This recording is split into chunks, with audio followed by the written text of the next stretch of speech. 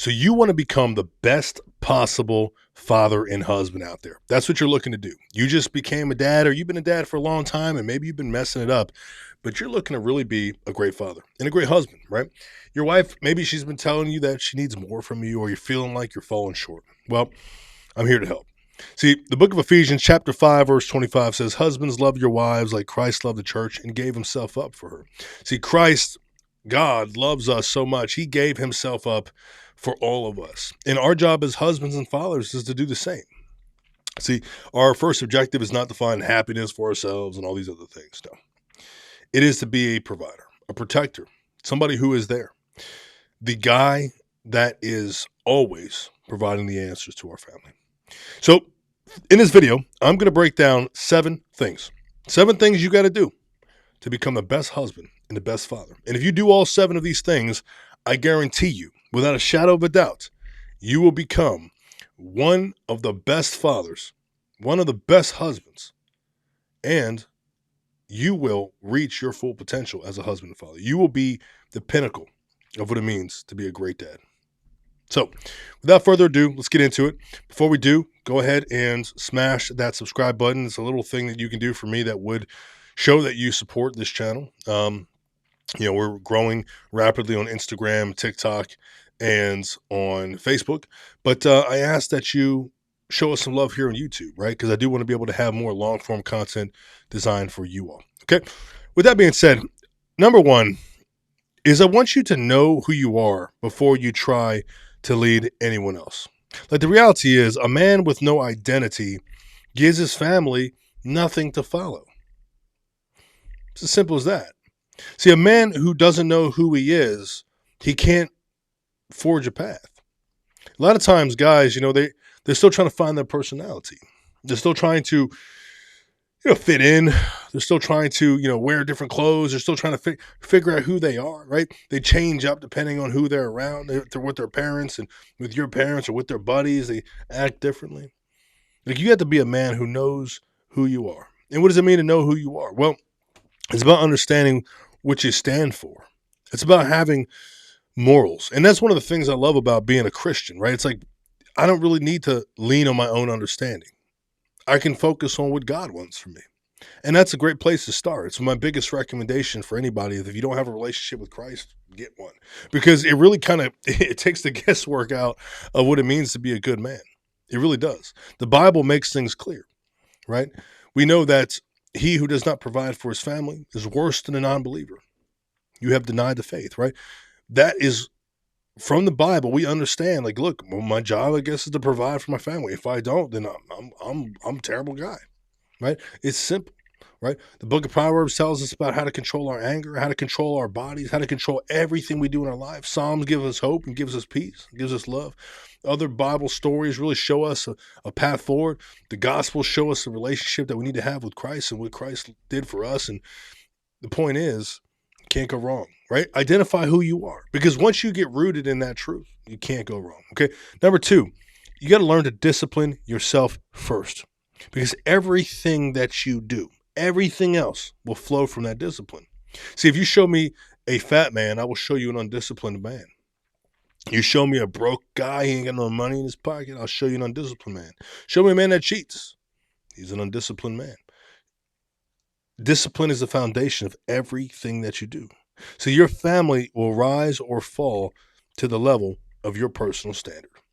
And that's why it's super, super important for me as a man to be training my body, to be hitting the gym. Me and my wife, we went to the gym this morning together.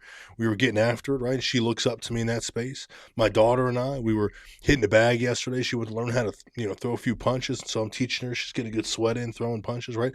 It's like, it's having the ability to first be that kind of guy that can then lead my family, right? Wake up early, achieve my goals, right? Build our business. Like, that's the goal for us here, right? And so, like, that comes from me. It stems from the man.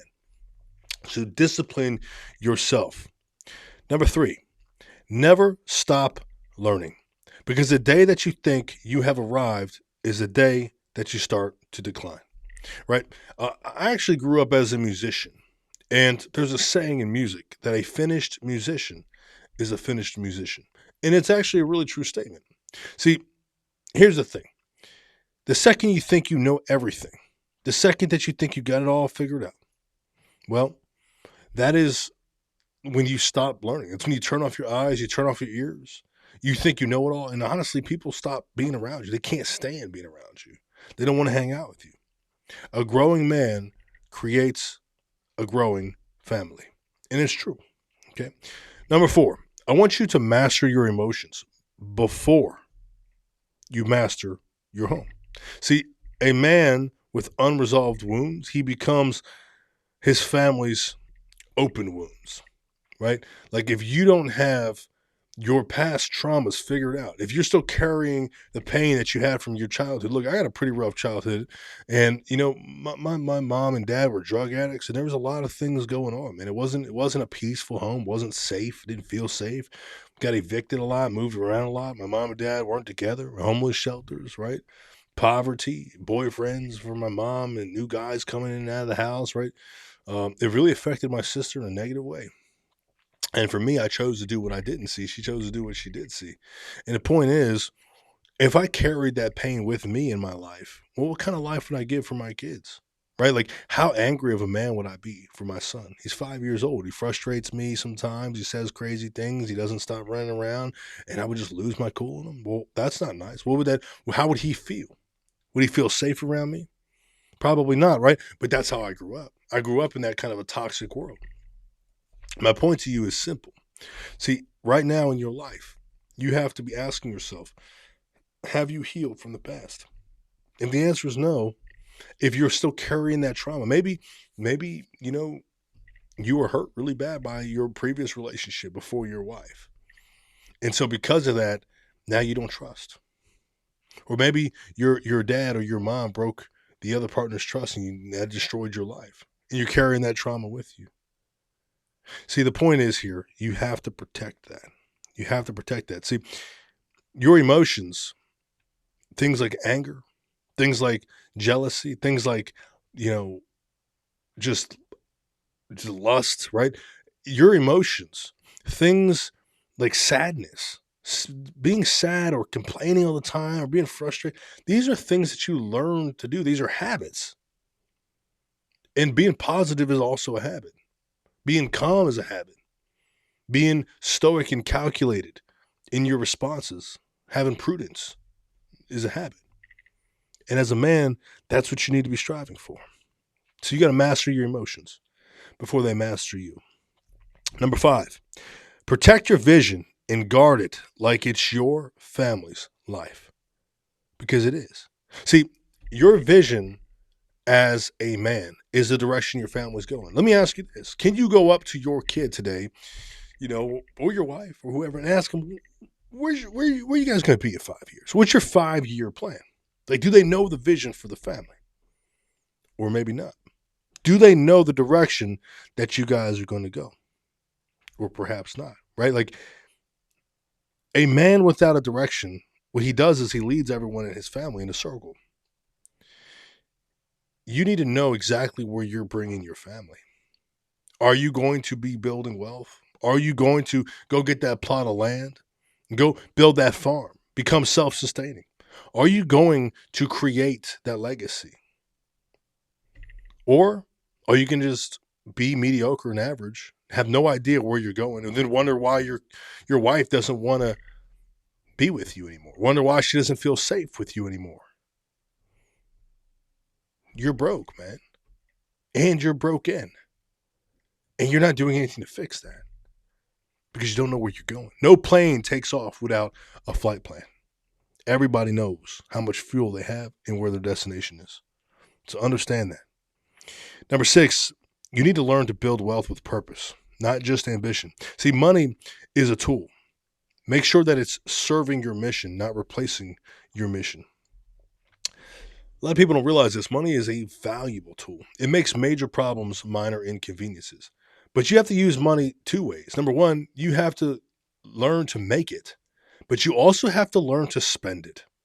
And I think that this is the big issue that a lot of people have, is they have not learned to spend their money. People can spend their money wrong. How do you spend your money wrong? Well, let's go ahead and say you don't have that much of it, but you have more than you need. Your bills are paid and you got a couple extra, $1,000. Well, what do you do with that money? Do you go on some vacation? Do you buy something you don't really need? Do you just keep it in a savings account and let inflation eat at it? Or do you take 50% of that money and invest it in your own development?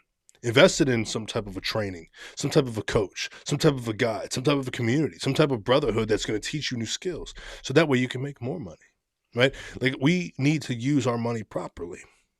Wealth is something that's critical. And I used the verse earlier from the Bible that tells you that if you don't provide for your family, you're worse than a non-believer. Now, provision comes in many different directions, shapes, and forms, but provision is also about the finances. And so, do you have a way to build more wealth? And if you don't, you're not going to get it from buying things. You only learn to build more wealth through using your money right and spending it in the right places. Keep that in mind. And then number 7, I want you to get under the authority of men who are where you want to be. See, the book of Proverbs, chapter 11, verse 14 says, where there is no guidance, a people falls. But in an abundance of counselors, there is safety. No great man built anything alone. Mentorship is not weakness. It is a warfare strategy. And the unfortunate part is most men, I'd say 97 to 98% of men, they don't have real mentors. They have some guy at work that they know, gives them good advice sometimes. They have, their dad, maybe if he's still alive, gives a good word sometimes, right? The pastor gives you good words sometimes. But most men don't have a mentor. They don't have real mentorship where they have paid some other man or organization to teach them specifically. And when you pay for something, you expect a result. If you want something for free, just some free word, free counsel, guess what? You're going to get that. But it's not going to solve your issues. But the best investment you can make is an investment into yourself. And that's why I'm here to help you. See, here's the reality. My program, Before the Apple, I work with men directly. And we have a full staff designed to help you build yourself to be a better father, husband, help you build wealth, help you carry yourself differently, overcome anger, overcome lust, pornography, all these other things that are attacking you. But you got to be willing to take action. And so check out the description box of this video if you'd like to get on my calendar or join my community. It's right there for you, right? Or you can just let another opportunity pass you by. No big deal. It's up to you completely. But if you want to be a great husband, a great father, well, then you got to do something about it. Because it's not going to get better with you just sitting there doing the same thing over and over again, expecting a different result. If this video was helpful to you, I post videos like this every single week. Follow me on Instagram, follow me on TikTok, follow me on Facebook, and more importantly, hit that subscribe bell, hit that subscribe button, that notification bell, as well as like this video, leave a comment, let me know what you thought, okay? The book of Proverbs, chapter 15, verse 22 says, without counsel, plans fail, but with many advisors, they succeed. See you next time.